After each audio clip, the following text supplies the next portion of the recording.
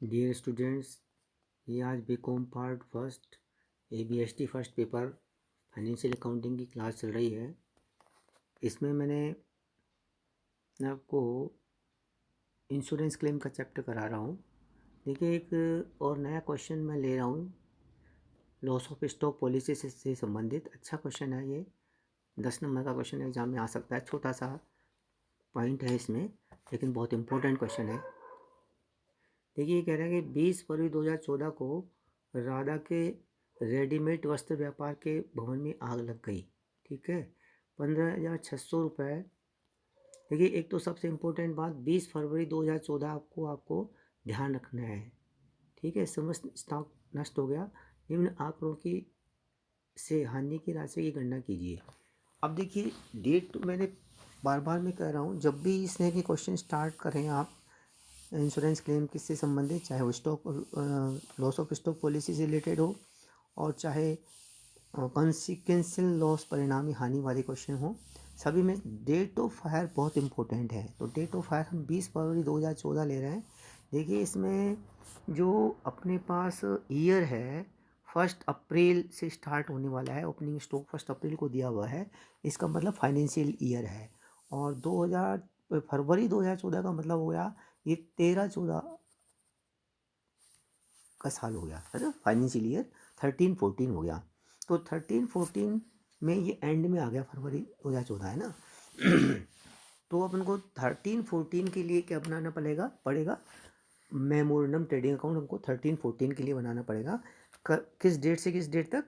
1 अप्रैल 2013, 1 अप्रैल 2013 से 20 फरवरी 2014 के बीच के पीरियड के लिए हमको मेमोरेंडम ट्रेडिंग अकाउंट बनाना पड़ेगा। ये आपको मतलब जैसे ये डेट आए और ये ध्यान में रखते हुए कौन सा ईयर चल रहा है, फाइनेंशियल ईयर है या कैलेंडर ईयर, इसको ध्यान में रखते हुए ही, क्योंकि ये फाइनेंशियल ईयर है, क्योंकि ओपनिंग स्टॉक 1 अप्रैल को दे रखा है, 1 अप्रैल 2012 का ओपनिंग स्टॉक दे रखा है।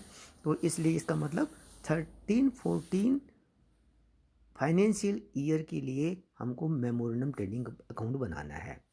अब चूंकि अपन को 1 अप्रैल 2012 यानी 12-13 की इंफॉर्मेशन भी दे रखी है, तो इस क्वेश्चन में यानी अपन को जीपी रेट भी निकालनी पड़ सकती है।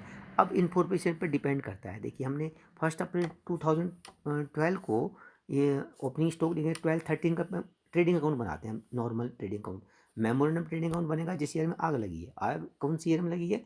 13-14 में लगी है, इसलिए मेमोरेंडम ट्रेडिंग अकाउंट तो 13-14 में बनाएंगे। और 2012-13 का हमको नॉर्मल ट्रेडिंग अकाउंट बनाना है। 1 अप्रैल 2012 को ओपन को दे रखा है ओपनिंग स्टॉक, जो भी अमाउंट दे रखा है इसमें, ये फिगर दे रखा है अपन को 38,000 शो हो रहा होगा इसमें। हाँ, 38,000 ठीक है, लेकिन इसमें कुछ एडजस्टमेंट करना है, आगे कहीं इन्फॉर्मेशन दे रखी है वो भी बताएंगे।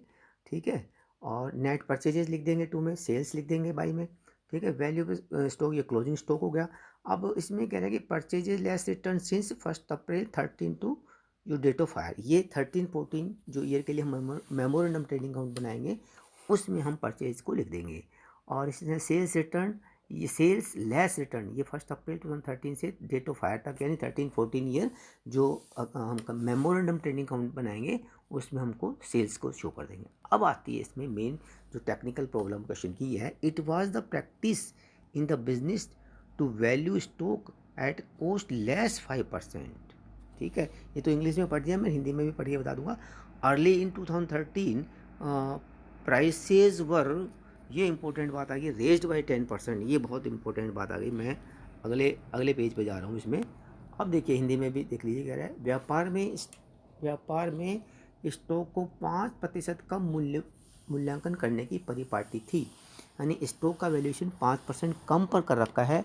तो अपन क्या करेंगे, स्टॉक की वैल्यू जो क्वेश्चन में दी हुई है उसको 100/95 से मल्टीप्लाई कर देंगे, क्योंकि 5% लेस किया हुआ है, तो उसका मतलब जो फिगर आज की डेट में है वो 95 के बराबर है। तो डिवाइडेड बाय 95 इंटू 100 करेंगे। तो ये देखिए, मैंने इसमें भी इस क्वेश्चन में भी कहा है, ओपनिंग स्टॉक 38,000 इंटू 100/95, ये 40,000 हो जाएगा। इसी तरह से जो क्लोजिंग स्टॉक है, क्लोजिंग स्टॉक की वैल्यू जो दे रखी है अपन को 31 मार्च 2013 को, है ना, वो भी ये 2012 लिखा हुआ है गलती से, 2012-13 कर देना इसको। और ये जो ईयर है यहाँ जीपी के लिए अच्छा, फिर ये क्लोजिंग स्टॉक की वैल्यू को भी 100/95 से मल्टीप्लाई करके सही फिगर पे ले आएंगे। तो अब इस क्वेश्चन के बेसिस में हमने जीपी रेट निकाल लिया, रेट ऑफ जीपी यानी GP upon net sales into 100, GP 25,000 और ये sales 2,50,000 into 10% normal GP rate थी। अब इसमें क्या चीज़ आ गई, ये कह रहे हैं कि पिछले साल के, दोबारा पढ़ रहा हूँ, 1 अप्रैल 2013 के प्रारंभ में बिक्री मूल्य में 10% की वृद्धि हो गई। यानी जो अपनी जो सेल्स जो रेट है वो 10% से बढ़ा दी, तो अपनी जीपी रेट जो पिछले साल 10% अपन ने अर्न की थी वो उसमें थोड़ा चेंज आ जाएगा। कैसे चेंज आ जाएगा, आप देखिए, पिछले साल जीपी रेट 10% थी, बात मान के चलिए, इसका मतलब सेल्स यदि 100 रुपये की थी तो 10 रुपये अपने पास जीपी था, तो कॉस्ट कितनी थी, 90 रुपये। अब क्या हुआ, जो 100 रुपये की सेल थी अब वो 10% बढ़ गई, नहीं 110 हो गई, लेकिन कॉस्ट वो की हो रही।